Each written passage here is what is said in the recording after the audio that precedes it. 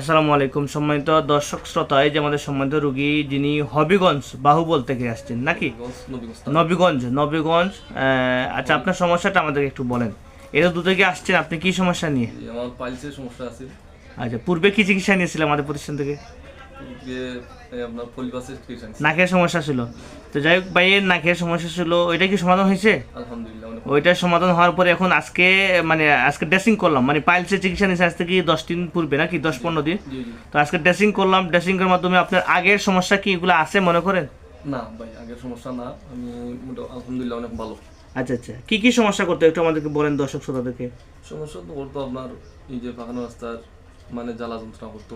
আচ্ছা আচ্ছা এরপরে আপনার পায়খানা ক্লিয়ার হইতো না, আচ্ছা এই সমস্যা।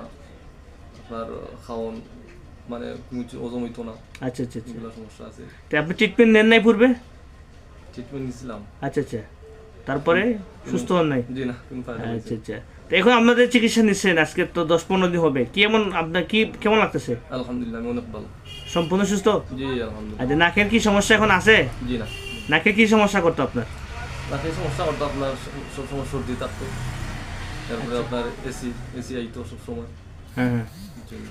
এখন এগুলো নাই আলহামদুলিল্লাহ। জি না, জি না। আপনি খুশি আছেন তো? আলহামদুলিল্লাহ। আলহামদুলিল্লাহ। যাই হোক ভাইয়ের জন্য আমরা শুভকামনা রইলো, দোয়া রইলো। আসসালামু আলাইকুম।